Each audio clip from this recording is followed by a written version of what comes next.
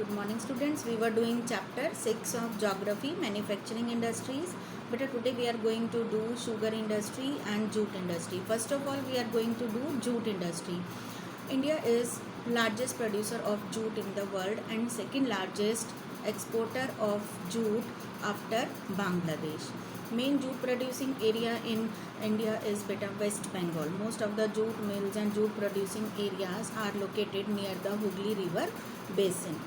In 2011, 10-11, there were near about 80 mills in jute mills in India, and most of these jute mills are located in Hooghly River basin only, and the belt of Hooghly River basin is very narrow. It's just 98 kilometer long and 3 kilometer wide belt in which these jute mills and jute producing areas are found. The first jute mill in India was established near Kolkata in 1859 at Resra. After partition in 1947, many jute industries were left in India and jute producing areas went to East Pakistan, at present Bangladesh. So at that time the jute mills have faced many problems, and one of the problem was the shortage of raw material. Now beta question arises ki why in India still many jute industries are located in the Hooghly River basin. There are many reasons for it. First reason is proximity of the jute producing areas, means ki the raw material, raw jute is available in this Hooghly River basin. That's why most of the industries are set up near the source of raw material. Second is inexpensive water transport is also provided by the Hooghly River, and with the water transport in this area, roadways and railways are also very good to bring jute goods from one place to another place. So good means of transportation are also responsible for the concentration of jute mills in this area. Next beta is cheap labor is available in West Bengal. Side by side many people are coming, many people are looking for the job, and they are coming in this area from the adjoining states of Uttar Pradesh, Jharkhand, Bihar, Odisha. Okay, so the cheap labor is also available in this area. Water is also supplied by the Hooghly River. So because in processing of jute a lot of water is required, which is provided by the Hooghly River. So that's why most of the industries are located in this area. Then next is the Kolkata as a large urban center provides banking, good communication facilities, good insurance facilities, good port facilities for the export of jute goods. So because of all these things, most of the jute industries are located in Hooghly River basin. Next beta, its importance. In 2010-11, the jute industry was supporting 3.7 lakh workers directly and another 40 lakh small and marginal farmers who were engaged in cultivation of jute, and many other more people were associated with this industry indirectly. It means it is also a large employment giver in India. Next beta, what are the challenges or problems faced by the jute industry? There are many challenges faced by the jute industry. First of all, there is high production cost of jute, by which the farmers and the industrialists are facing problems. Second beta, it's a labor intensive job and a lot of hard work is required in this industry, in this jute producing process. Next is beta, this industry is facing challenges from the other synthetic fibers, synthetic substitute. Okay, next the competition. India has to face competition with other competitors like Bangladesh, Brazil, Philippines, Egypt and Thailand.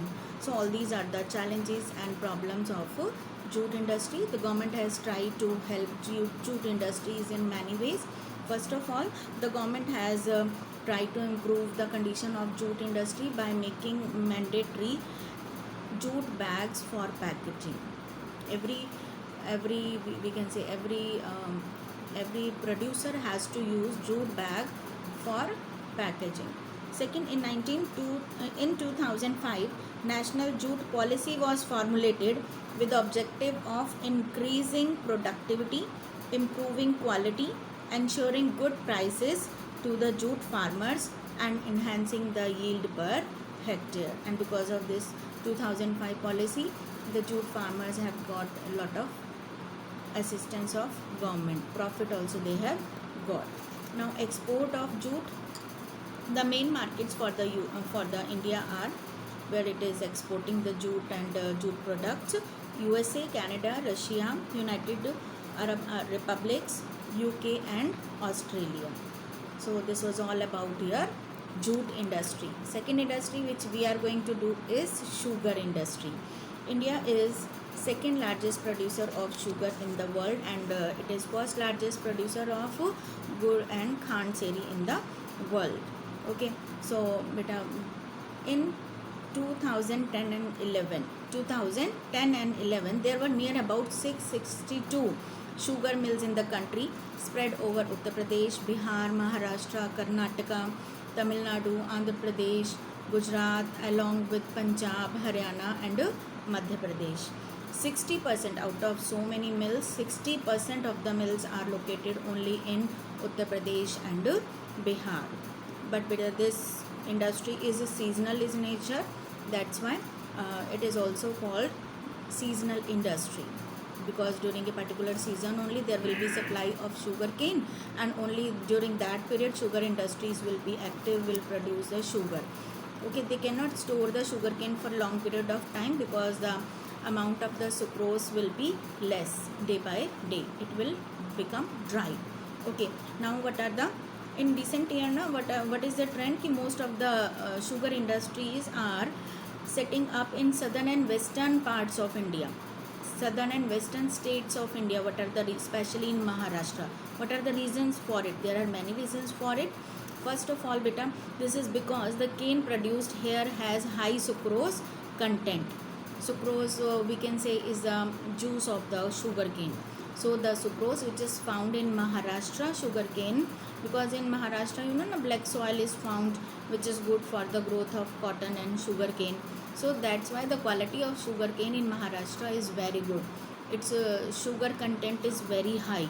So naturally when sugar content is high, so it will give more sugar. Okay, so that's why also all the industrialists were trying to establish industry in Maharashtra only. Okay, because the quality of the sugar cane is very good. Second is beta, the cooler climate of this region gives longer crushing season.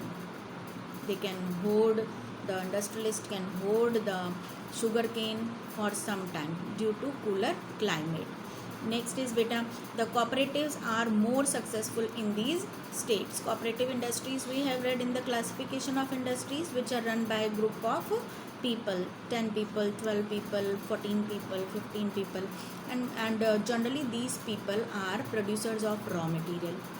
So sugar industry is in this area very successful because it is a cooperative, and cooperatives are successful in Maharashtra.